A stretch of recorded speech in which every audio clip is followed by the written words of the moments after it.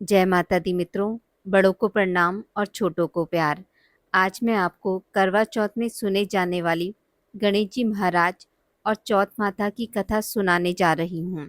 मन को शांत और कथा को धैर्य से सुने और कथा को सुनते समय हुंकारा अवश्य लगाएं। इससे आपको कथा का पूर्ण फल मिलेगा। चलिए शुरू करते हैं। एक बार गणेश जी महाराज अपना रूप बदलकर पृथ्वी पर भ्रमण करने लगे। उन्होंने एक बालक का रूप बना लिया। एक हाथ में चुटकी भर चावल और दूसरे हाथ में एक चम्मच दूध ले लिया और गली गली घूमने लगे और साथ ही साथ आवाज़ लगाते चल रहे थे कि कोई मेरे लिए खीर बना दो, कोई मेरे लिए खीर बना दो। कोई भी उन पर ध्यान नहीं दे रहा था, बल्कि लोग उन पर हंस रहे थे। वे लगातार एक गांव के बाद दूसरे गांव इसी तरह चक्कर लगाते हुए पुकारते रहे, पर कोई खीर बनाने के लिए तैयार नहीं था। सुबह से शाम हो गई। गणेश जी लगातार घूमते रहे। एक बुढ़िया थी, शाम के वक्त अपनी झोपड़ी के बाहर बैठी थी। तभी गणेश जी वहां से पुकारते हुए निकले कि कोई मेरी खीर बना दो। बुढ़िया कोमल हृदय वाली स्त्री थी। उसने कहा, बेटा मैं तेरी खीर बना देती हूँ। गणेश जी ने कहा, माई अपने घर में से दूध और चावल के लिए बर्तन ले आओ। बुढ़िया एक कटोरी लेकर झोपड़ी के बाहर आई तो गणेश जी ने कहा, अपने घर का सबसे बड़ा बर्तन लेकर आओ। बुढ़िया को थोड़ी झुंझलाहट हुई, पर उसने कहा, चलो बच्चे का मन रख लेती हूँ, और अंदर जाकर अपने घर का सबसे बड़ा पतीला लेकर बाहर आई। गणेश जी ने चम्मच से दूध पतीले में उड़ेलना शुरू किया। तब बुढ़िया माई के आश्चर्य की सीमा न रही। जब उसने देखा दूध से पतीला भर गया है, एक के बाद एक बर्तन झोपड़ी से बाहर लाती गई और उसमें गणेश जी दूध भरते चले गए। इस तरह से घर के सारे बर्तन दूध से लबालब भर गए। गणेश जी ने बुढ़िया से कहा, मैं स्नान करके आता हूँ, तब तक तुम खीर बना लो, मैं वापस आकर खाऊंगा। बुढ़िया ने पूछा, मैं इतनी सारी खीर का क्या करूँगी? इस पर गणपति जी बोले, सारे गांव को दावत दे दो। बुढ़िया माई ने बड़े प्यार से मन लगाकर खीर बनाई। खीर की भीनी भीनी मीठी मीठी खुशबू चारों दिशाओं में फैल गई। खीर बनने के बाद वह हर घर जाकर खीर खाने का न्योता देने लगी। लोग उस पर हंस रहे थे। बुढ़िया के घर में खाने को दाना नहीं है और यह सारे गांव को खीर खाने की दावत दे रही है। लोगों को कुतूहल हुआ और खीर की खुशबू से लोग खींचे चले आए। लो सारा गांव बुढ़िया के घर में इकट्ठा हो गया। जब बुढ़िया की बहू को दावत की बात पता चली, तब वह भी वहां सबसे पहले पहुंच गई। उसने खीर से भरे पतीले को जब देखा तो उसके मुंह में भी पानी आ गया। उसे बड़ी जोर से भूख लगी थी। उसने एक कटोरी खीर निकाली और दरवाजे के पीछे बैठकर खाने की तैयारी करने लगी। इसी बीच एक छींटा गिर गया और गणपति जी को भोग लग गया और वो प्रसन्न हो गए। अब पूरे गांव को खाने की दावत देकर बुढ़िया अपने घर आ गई तो उसने देखा बालक वापस आ गया था। बुढ़िया ने कहा, बेटा खीर तैयार है, भोग लगा लो। गणपति जी ने बोला, माँ भोग तो लगा चुका हूँ, मेरा पेट पूरी तरह से भर चुका है, मैं तृप्त हूँ।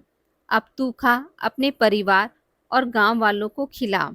बुढ़िया ने कहा, यह तो बहुत ज़्यादा है, सबका पेट भर जाएगा, इसके बाद भी यह बच जाएगी। उस बची खीर का मैं क्या करूँगी? इस पर गणेश जी बोले, उस बची खीर को रात में अपने घर के चारों कोनों में रख देना। और बुढ़िया ने ऐसा ही किया। जब सारा गांव जी भरकर खा चुका था, तब भी ढेर सारी खीर बच गई। उसने खीर से भरे पात्रों को अपने घर के चारों कोनों में रख दिया। सुबह उठकर उसने क्या देखा? पतीले में खीर के स्थान पर हीरे जवाहरात और मोती भर गए हैं। वह बहुत खुश हुई। उसकी सारी दरिद्रता दूर हो गई। वह आराम से रहने लगी। हे गणेश जी महाराज, जैसी कृपा आपने बुढ़िया माई पे की, वैसी सभी पे करना। कहानी कहने वाले, सुनने वाले और हुंकारा भरने वाले पे भी अपनी कृपा दृष्टि बनाए रखना। करवा चौथ की कथा। बहुत समय पहले की बात है। एक साहूकार के 7 बेटे और उनकी एक बहन करवा थी।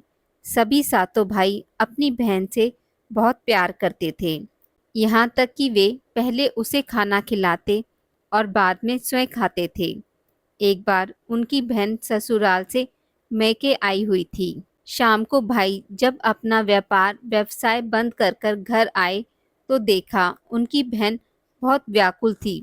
सभी भाई खाना खाने बैठे और अपनी बहन से भी खाने का आग्रह करने लगे, लेकिन बहन ने बताया कि उसका आज करवा चौथ का निर्जला व्रत है और वह खाना सिर्फ चंद्रमा को देखकर उसे अर्घ्य देकर ही खाना खा सकती है।